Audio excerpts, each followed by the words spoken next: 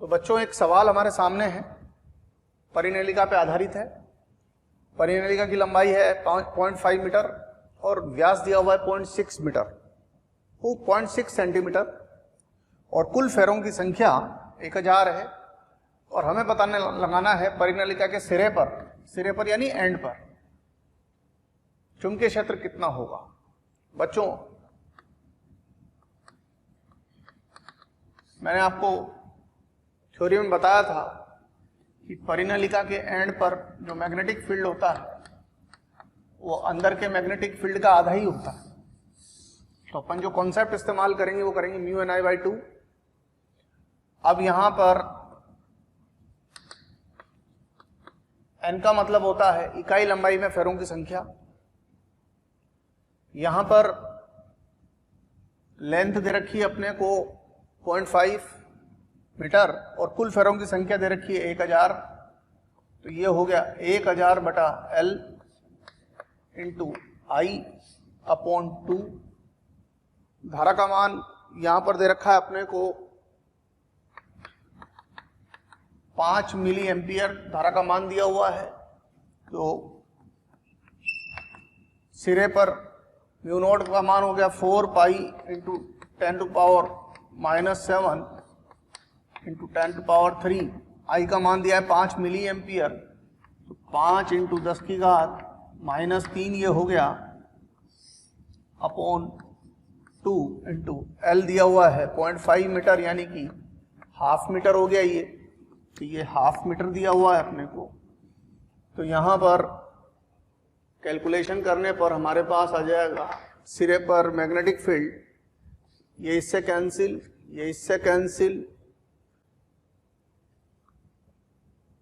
20 pi into 10⁻⁻7 Tesla, या इसको लिख सकते हैं 2 पाई। 2 पाई का मतलब 6.28 इंटू 10⁻⁻6 टेस्ला। ये हमारे सवाल का जवाब हो जाएगा। तो बच्चों, हम चर्चा करने वाले हैं एम्पियर्स लॉ पर, एम्पियर के नियम पर। पहले नियम समझ लेते हैं। नियम क्या है? इस नियम के अनुसार बंद वक्र के अनुदिश रेखीय समाकलन B.dl का मान बंद वक्र द्वारा परिबद्ध क्षेत्रफल से गुजरने वाली कुल धारा को मैंने यहां सिग्मा आई से लिखा है, तथा म्यू नॉट के गुणनफल के बराबर होता है। यानी line integral along the closed curve, ये जो सिंबल लगा हुआ है ना बच्चों, ये तो इंटीग्रेशन का सिंबल होता है, और ऐसा लगा हुआ है इसका मतलब क्लोज्ड कर्व के अनुदिश। तो B का रेखीय समाकलन बंद वक्र के अनुदिश म्यू नॉट इंटू सिग्मा आई के गुणनफल के बराबर होगा। अब जो बंद वक्र है उससे धारा ऊपर भी जा सकती है, नीचे भी आ सकती है। तो धारा के लिए नियम बना हुआ, चिन्ह के लिए, वह धारा जिसके द्वारा उत्पन्न B dl की दिशा में हो उसे धनात्मक तथा इसके विपरीत धारा को ऋणात्मक लिया जाता है। इस बात को मैंने यहां पर एक फिगर बनाया है, इसकी सहायता से समझाने की मैं कोशिश कर रहा हूं आपको। देखिए, जैसे फॉर द लूप L1, जैसे पहले L1 के लिए लिखते हैं अपन। अब पहले ये देखिए L1 से गुजरने वाली धारा कौन कौन सी है। एक तो I4 गुजर रही है और एक I1 गुजर रही है। तो अगर आप L1 के लिए L1 का लूप देखेंगे बच्चों, ये L1, तो ये गई I4 और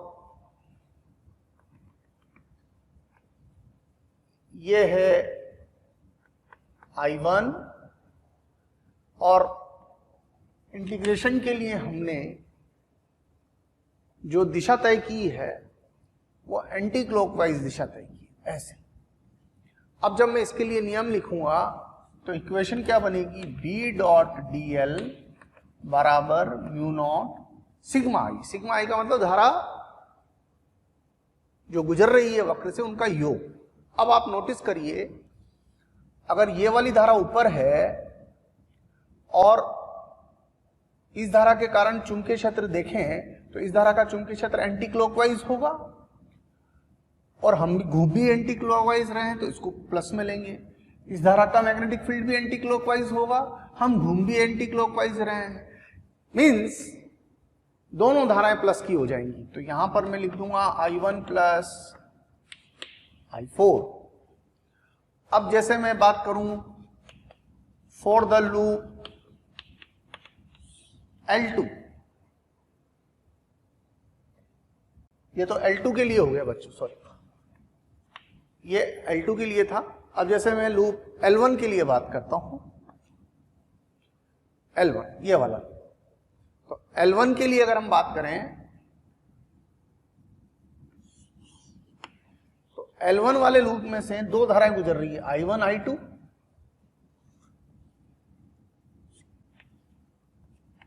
ये I1,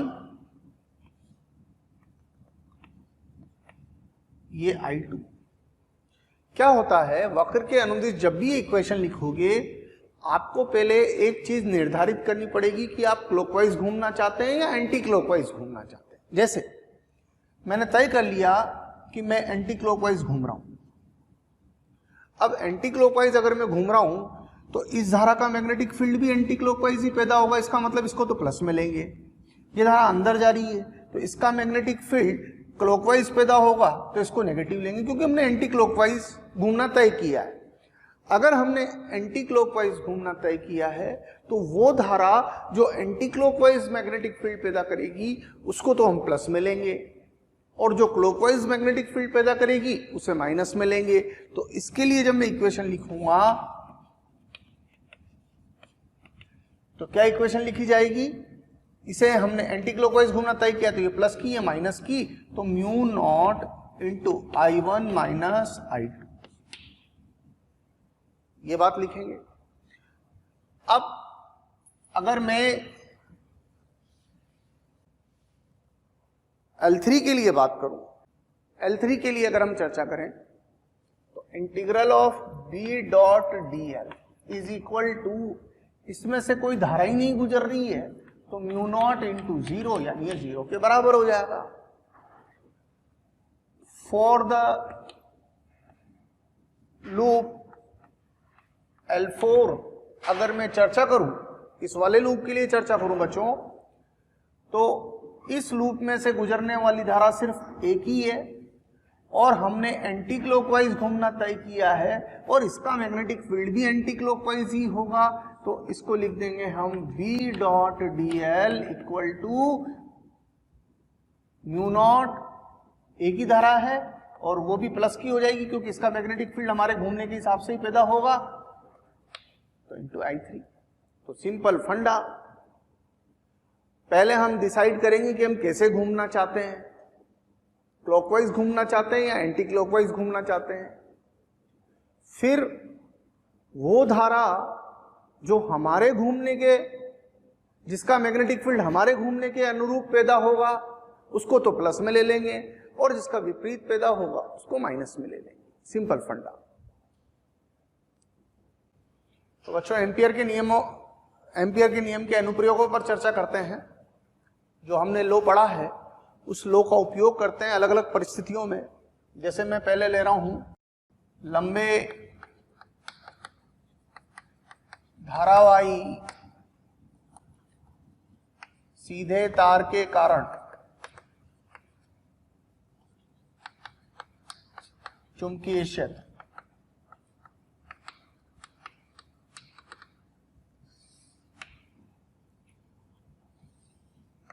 ये धारावाही तार है, इसमें I धारा बह रही है। अगर मैं इसी तार को ऊपर से देखूंगा तो धारा मुझे बाहर आती हुई दिखाई देगी, ये धारा हो गई। और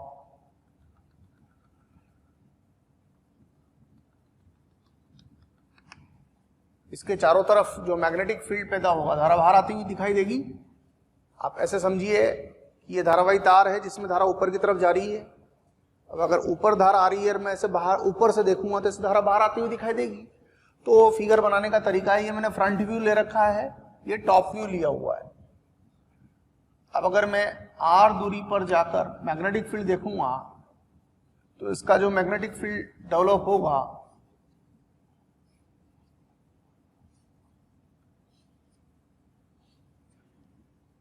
ऐसे anti clockwise magnetic field develop होगा। अब अगर मैं एम्पियर का नियम लगाऊं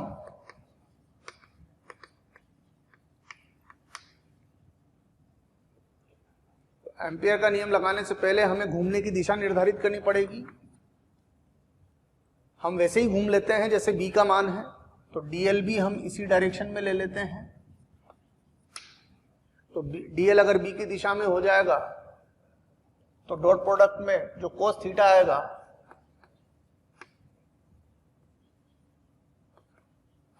उसका मान 1 हो जाएगा। कोस 0 की वैल्यू 1, क्योंकि सारे बिंदु बराबर दूरी पर हैं तो सब जगह मैग्नेटिक फील्ड बराबर होगा। सिग्मा आई का मतलब है इस बंद लूप से गुजरने वाली कुल धारा आई, वो आई के बराबर हो जाएगी।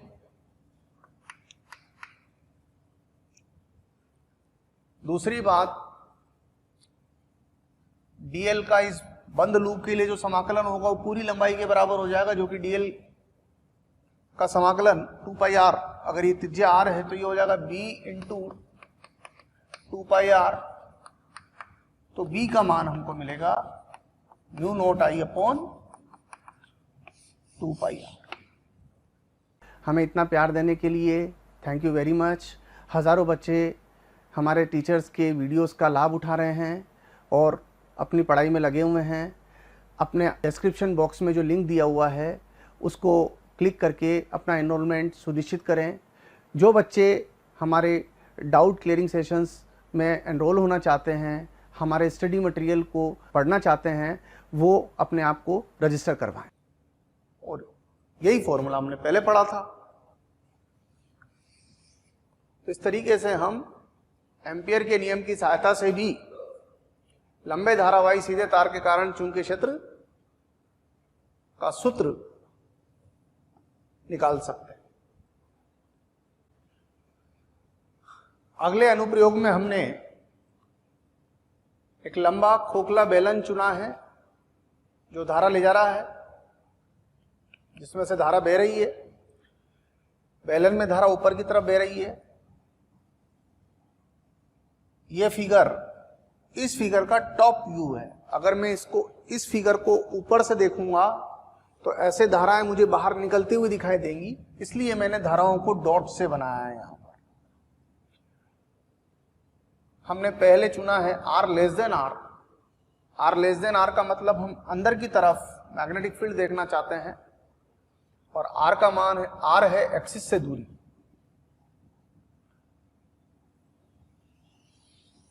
ये कैपिटल R रेडियस का सर्कल जो कि बेलन को दर्शा रहा है, और धाराएं परिधि से बाहर निकल रही, कुल धारा आई है, सारी धाराओं सभी का मिला के टोटल आई है। अब मैं एक R दूरी पर जाकर एक सर्कल बना लेता हूं और उस सर्कल में एंटी क्लॉकवाइज घूमना निर्धारित कर लेता हूं। अब अगर मैं एम्पियर्स लॉ की बात करूं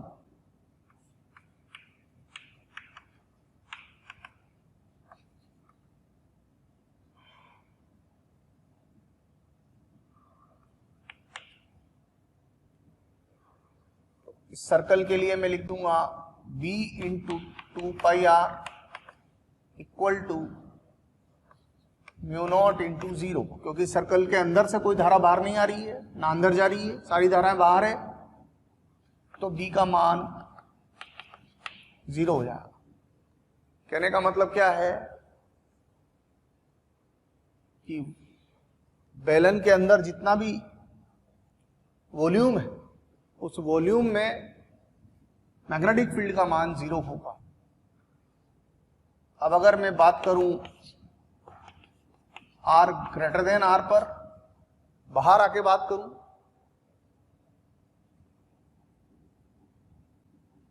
तो ये कैपिटल R त्रिज्या का बेलन, और अब हम पॉइंट बाहर ले रहे हैं।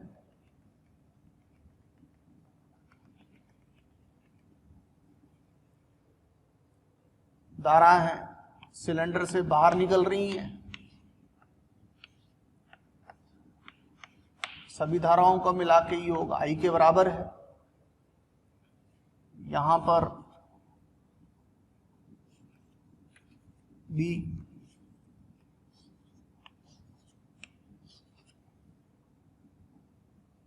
एंटी क्लॉकवाइज और DL भी हमने इसी डायरेक्शन में चूज कर लिया, तो B और सारी जगहों पर B एक समान होगा तो इंटीग्रेशन से बाहर आ जाएगा, equal to mu naught into sigma I, सारी धाराओं का योग मिला के I है, तो B equal to mu naught I upon integral of DL along closed curve, वो 2 पाई R के इक्वल हो जाएगा।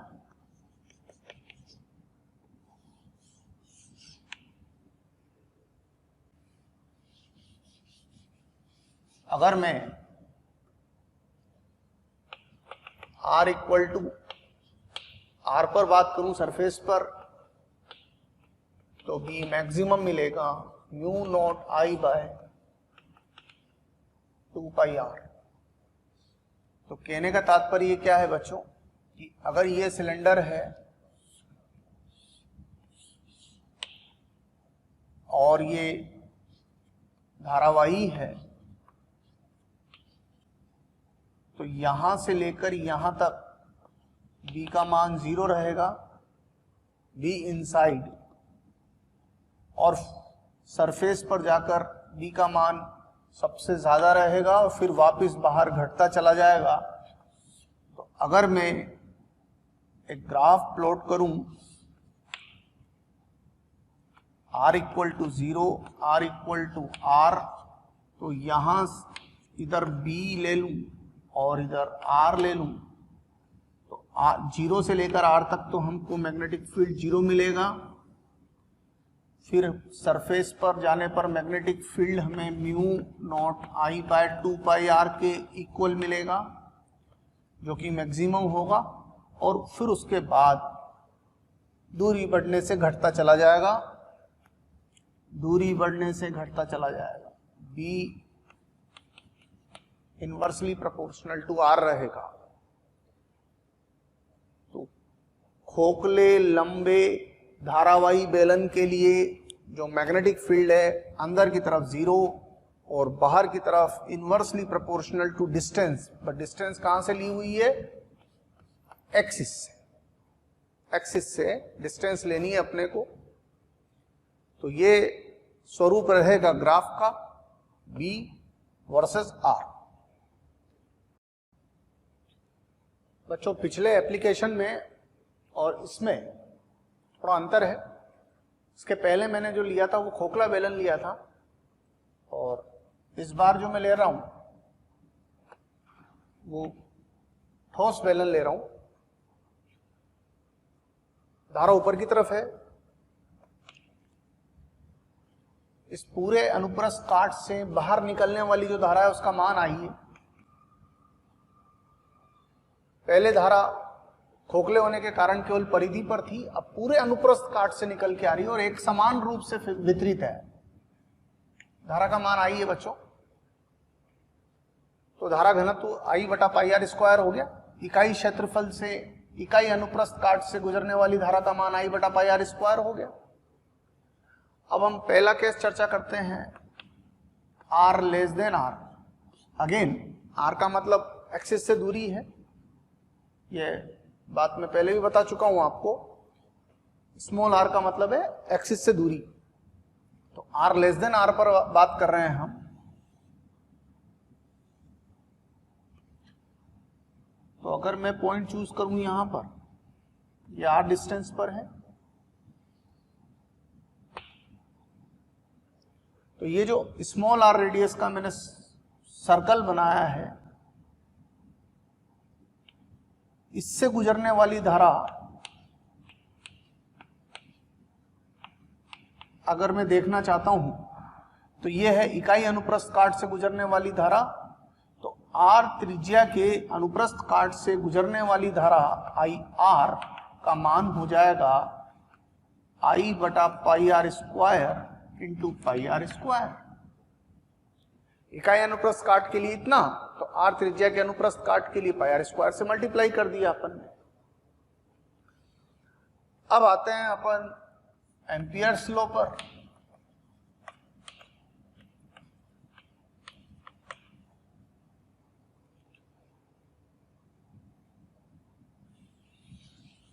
ये तो हो गया आर त्रिज्या का बेलन, और हम काम कर रहे हैं स्मॉल आर त्रिज्या पर।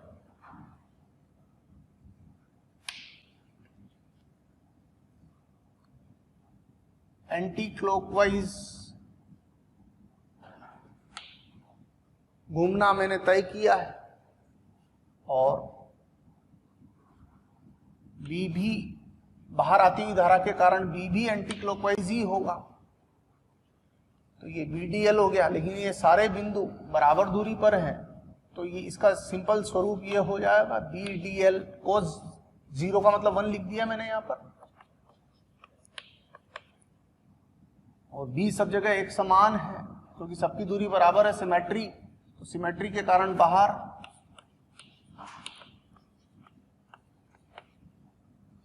Summation of I. Summation of I का मतलब है ये जो लूप मैंने चुना है इसके अंदर से गुजरने वाली धारा, और इसके अंदर से गुजरने वाली धारा पूरी धारा नहीं है, सिर्फ इतनी है। सिग्मा आई की जगह हम आई आर ले लेंगे। आई आर का मतलब आर त्रिज्या के अनुप्रस्थ काट को भेदने वाली धारा। तो बच्चों B इंटू ये हो गया 2 pi r equal to mu naught into I r. I r का मतलब ये तो कैंसिल हो जाएगा, पाई तो आई आर स्क्वायर बटा आर स्क्वायर। बच्चों हमारे पास रोज डिमांड्स आ रही है कि इस टॉपिक पर वीडियो बनाया जाए, इस टॉपिक को समझाया जाए। बच्चों मैं आपको एक बात कहना चाहता हूं कि हमारे YouTube चैनल को सब्सक्राइब करें और उस पर जो बेल आइकन है उसको प्रेस करें, ताकि जो भी नोटिफिकेशन है वो आपके मोबाइल पर आ सके। उसका कारण क्या है, जिन वीडियोस की आप डिमांड कर रहे हैं, जिन टॉपिक्स के एक्सप्लेनेशन के लिए आप बोल रहे हैं, वो ऑलरेडी हमारे चैनल पर डले हुए हैं और हमारे यहाँ पर अवेलेबल हैं। आप तक नहीं पहुँच पाए क्योंकि आपने हमारे बेल आइकन को प्रेस नहीं किया हुआ है। इसलिए मेरा निवेदन है, मेरा रिक्वेस्ट है आपसे कि हमारे यूट्यूब चैनल पर सब्सक्राइब करें और उस बेल आइकन को प्रेस करें। और उसका सरल रूप देखें तो B बराबर हो जाएगा mu naught I R upon 2 pi are square, और धारा घनत्व के रूप में लिखूंगा तो mu naught J R upon I बटा पाई आर स्क्वायर का मतलब जे हो गया बाई 2। ये होगा मैग्नेटिक फील्ड अंदर की तरफ आर दूरी पर, ये अंदर की तरफ है बी इनसाइड।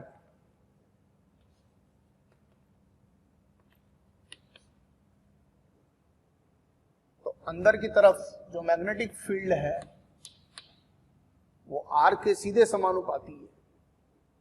मतलब यहां एक्सिस पर अगर हम मैग्नेटिक फील्ड की बात करें बी एक्सिस, तो 0 मिलेगा क्योंकि एक्सिस पर आर का मान 0 रहेगा। तो यहां मैग्नेटिक फील्ड 0 है। जैसे जैसे हम यहां से आगे बढ़ेंगे मैग्नेटिक फील्ड बढ़ता जाएगा। बी सरफेस पर हमको जो मैग्नेटिक फील्ड मिलेगा वो mu naught I by 2 pi R के इक्वल मिलेगा, या हम इसके फॉर्मूले में लिखें तो म्यू जे आर बाई 2 मिलेगा। अब अगर हम चर्चा करना चाहते हैं कि बाहर मैग्नेटिक फील्ड कितना होगा, तो बाहर भी देख सकते हैं, if R greater than R हो, बाहर मैग्नेटिक फील्ड देखना चाहें तो ये तो बेलन का अनुप्रस्थ काट हो गया आर त्रिज्या का, जिसमें से धारा बाहर निकल ही रही है, और सारी धाराओं का योग मिला के आई के बराबर है। अब हम थोड़ा बाहर चलते हैं, माना एक्सिस से दूरी आर है,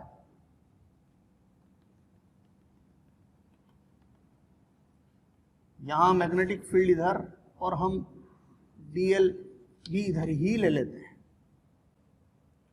अगेन बी और डी एल सेम डायरेक्शन में है, तो उस स्थिति में ये सिंपल स्वरूप में आ जाएगा म्यू नॉट। इस लूप से परिबद्ध धारा वो सारी धारा होगी जो इस अनुप्रस्थ काट से बाहर आ रही है, और वो धारा आई है।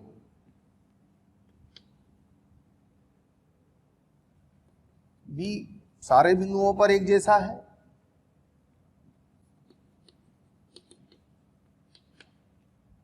और लाइन इंटीग्रल अगर हम देखें इस क्लोज्ड कर्व का, तो वो 2 पाई स्मॉल आर के बराबर हो जाएगा।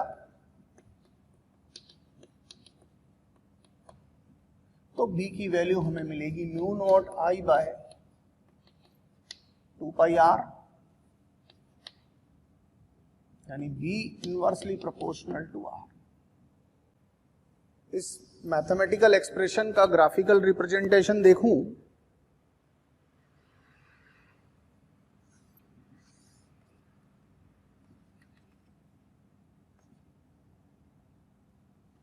जीरो पर जीरो, और सरफेस पर जाकर मैक्सिमम, और यहां से यहां तक बढ़ता ही जाएगा, लीनियरली बढ़ रहा है।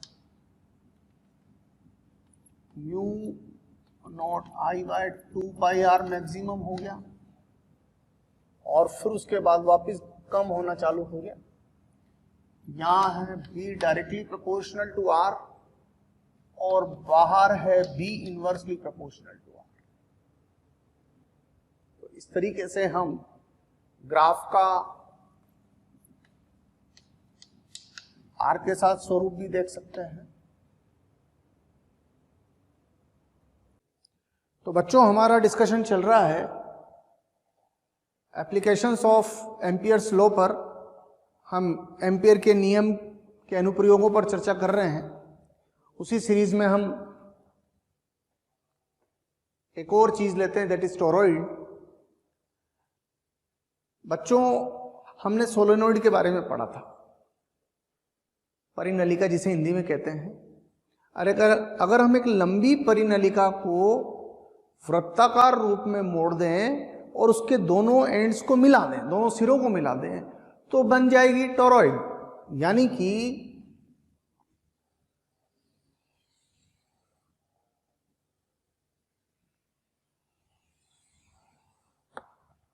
ये एक वृत्ताकार ट्यूब है,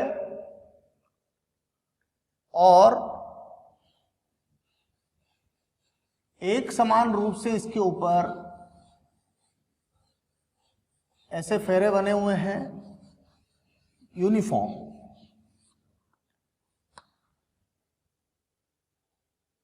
एंड टोटल फेरों की संख्या है,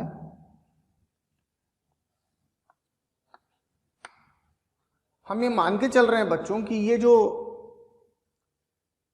थिकनेस है ये इस रेडियस के कंपैरिजन में बहुत कम है। तो n है टोटल नंबर ऑफ टर्न्स,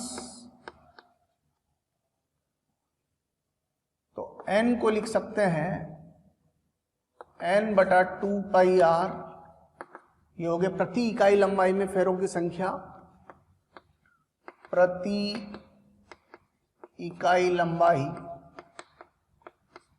में फेरों की संख्या,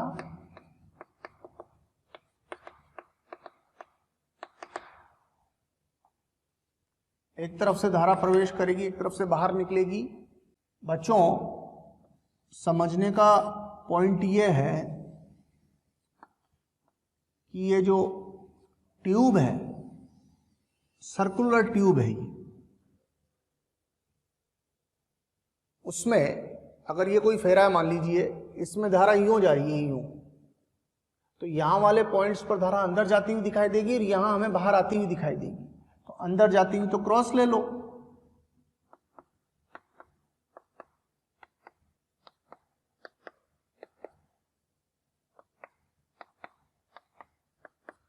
और बाहर आती हुई डॉट से ले लो।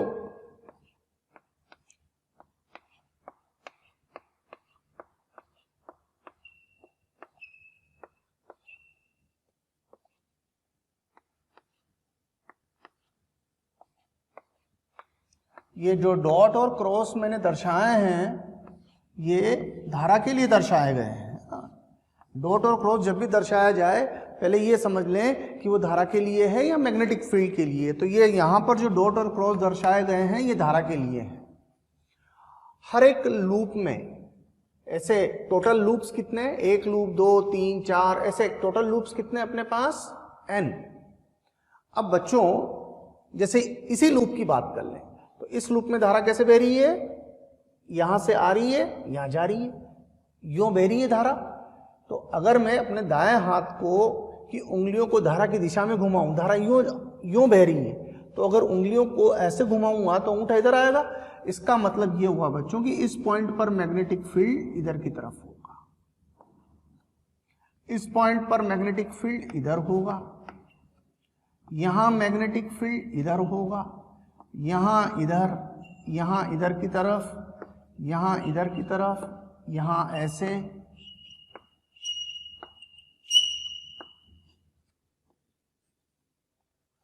तो अब नोटिस करिए बच्चों, ट्यूब के अंदर जो मैग्नेटिक फील्ड है वो सर्कुलर फॉर्म में हो गया, यानी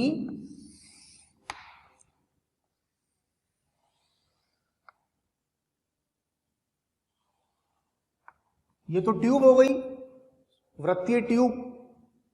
एक तो ट्यूब होती सीधी, उसके दोनों सिरों को मिलाकर वृत्ताकार रूप में बेंड कर दें तो ये वृत्तीय ट्यूब हो गई ना एक तरीके की। इसमें जो मैग्नेटिक फील्ड है इस अवस्था में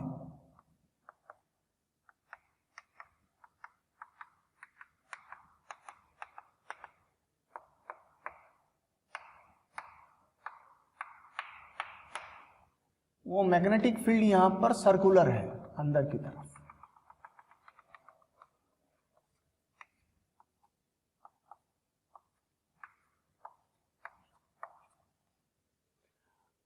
अब अगर बच्चों अगर आपको हमारे वीडियोस पसंद आते हैं, आपको हमारा पढ़ाया हुआ समझ आता है, तो आप हमारे वीडियोस को लाइक करें, शेयर करें। इससे आपको भी बेनिफिट होगा और साथ में ज़रूरतमंद स्टूडेंट्स तक हमारी बात पहुंच पाएगी। बच्चों आपका जो प्यार इसने हमें मिलता है, उससे हमें मोटिवेशन मिलता है, वो हमारे लिए बूस्टर डोज का काम करती है। और हम चाहते हैं कि इसी तरह आपका प्यार मोहब्बत हमें मिलती रहे, ताकि हम इसी एनर्जी के साथ बराबर लगे रहें। मैं इस लूप के अनुदिश इंटीग्रेशन करूंगा, बात को ध्यान से समझिएगा। और मैं dl भी इधर की तरफ ही ले लूं, ये तो b की डायरेक्शन हो गई, और मैं dl भी इधर की तरफ ही ले लूं, तो एम्पियर्स लॉ के according b dl equal to mu naught sigma i। अब यहां पर जो इंटरेस्टिंग पॉइंट है वो समझने का है। एक लूप में धारा, ये डॉट ये बता रहा है धारा बाहर निकल के आ रही है,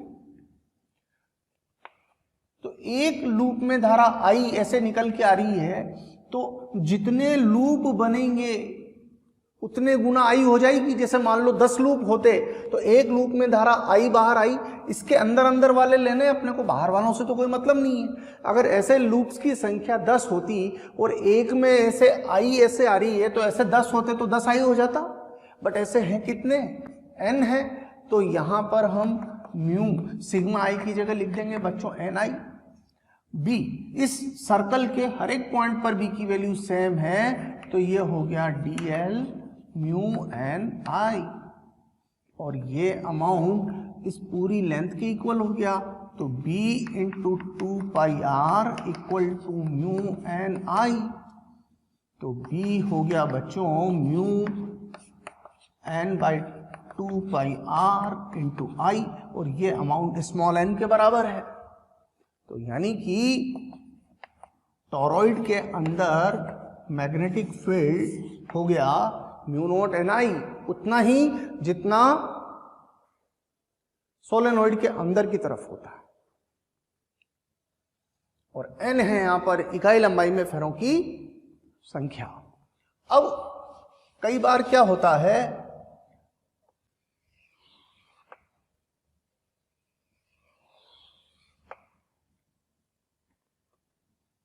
रेडियस अलग अलग दी हुई होती है,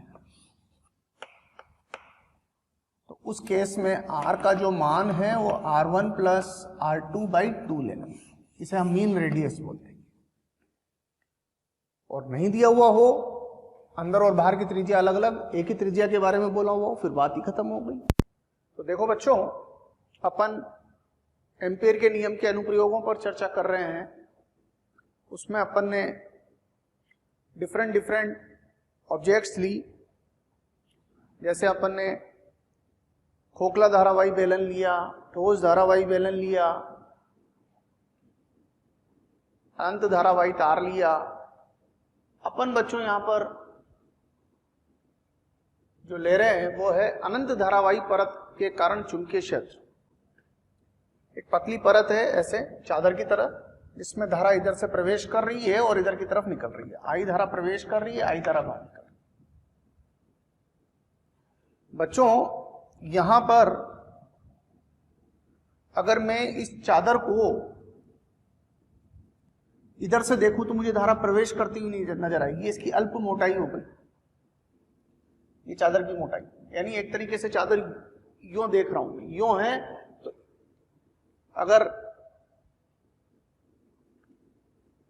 ये धारावाही शीट है और इसमें धारा यूं प्रवेश कर रही है, तो जो पहले देख रहे थे वो हम इधर से देख रहे थे, तो ऐसे दिख रही थी।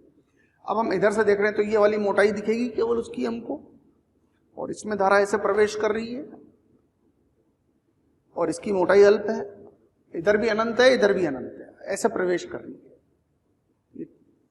पतली परत अनंत, इधर भी अनंत, इधर भी अनंत, सब तरफ अनंत फैली हुई है और धारा ऐसे प्रवेश कर रही है।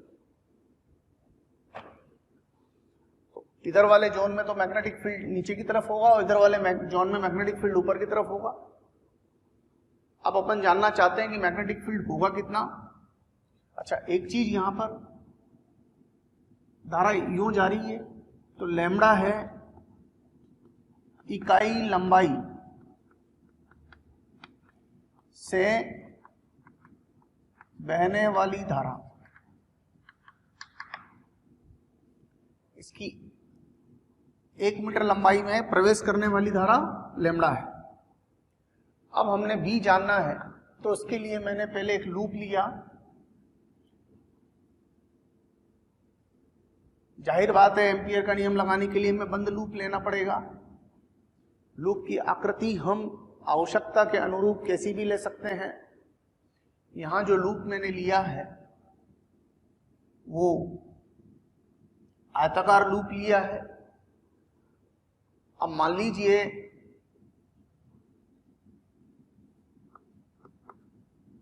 इस वाली भुजा की लंबाई, यहां से यहां तक की भुजा की लंबाई L मान लेता हूं, और यहां से यहां तक की भुजा की लंबाई L डैश मान लेते हैं। तो धारा बह रही है यूं और मैंने लूप लिया है ऐसे। अब देखो बच्चों, समझने की बात है, यहां मैग्नेटिक फील्ड ऊपर है और यहां मैग्नेटिक फील्ड नीचे है। तो मैग्नेटिक फील्ड ऐसे और ऐसे है, तो मैंने क्लॉकवाइज घूमना निर्धारित किया। तो पहले यहां से स्टार्ट किया, यहां ए से बी तक, ए से बी तक बी और डीएल समान दिशा में है, तो बी डीएल, फिर बी से सी तक बी और डीएल परपेंडिकुलर हैं, तो बी से सी तक बी डीएल कोस 90, फिर सी से डी तक बी और डीएल समान दिशा में है,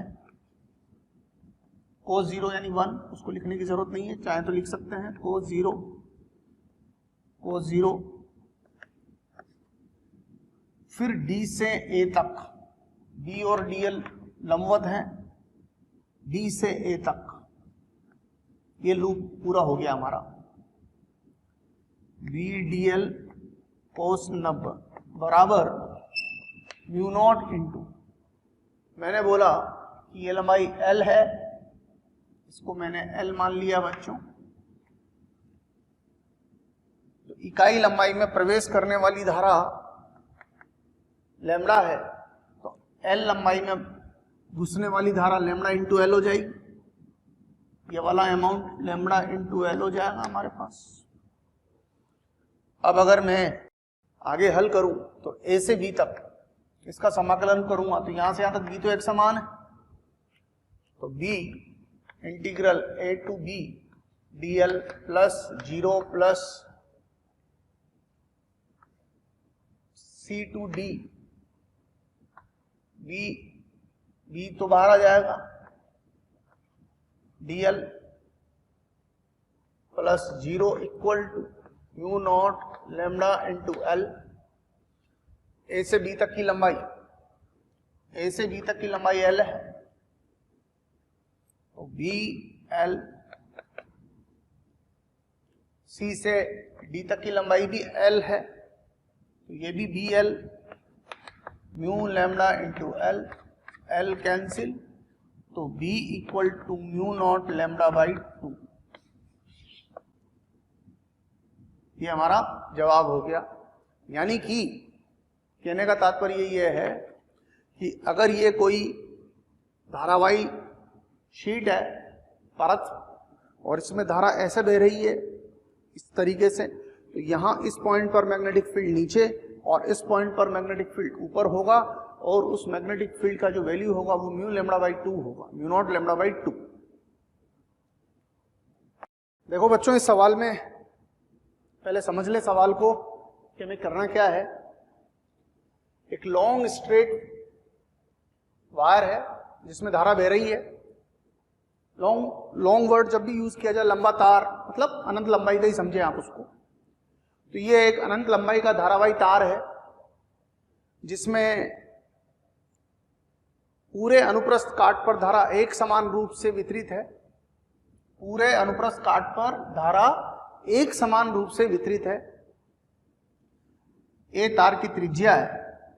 अब दो पॉइंट अपने को दे रखे हैं, एक तो पॉइंट दे रखा है अंदर की तरफ और एक पॉइंट दे रखा है अपने को बाहर की तरफ।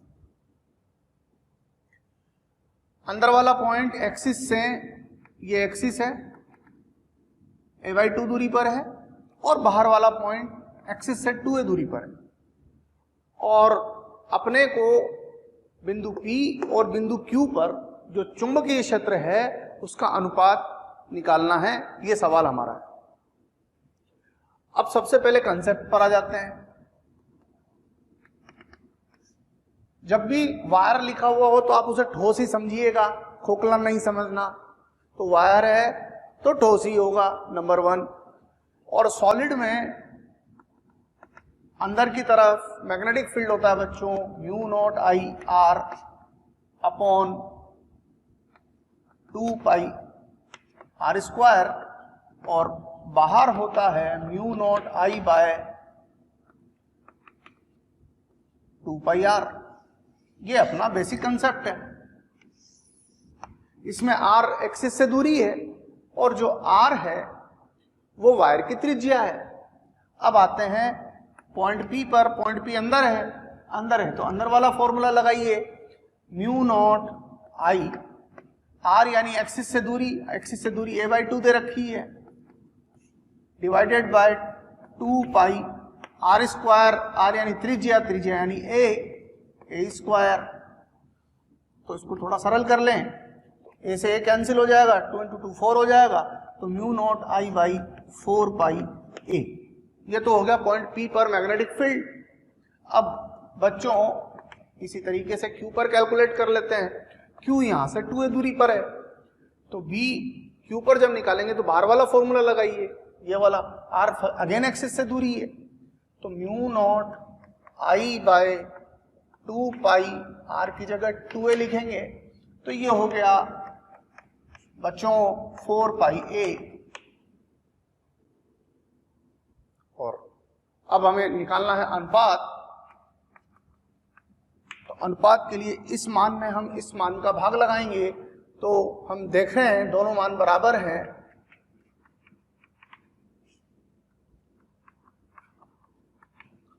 यानी 1:1। बच्चों अगर आपको लगता है कि जो टॉपिक्स हम यहाँ पढ़ा रहे हैं वो आपको चाहिए तो आप हमें कॉल करें। हमारा नंबर है 180021217999। एक बार मैं फिर से रिपीट कर रहा हूँ बच्चों, नंबर बहुत याद रखना बहुत ज़रूरी है, 180021217999। Thank you very much.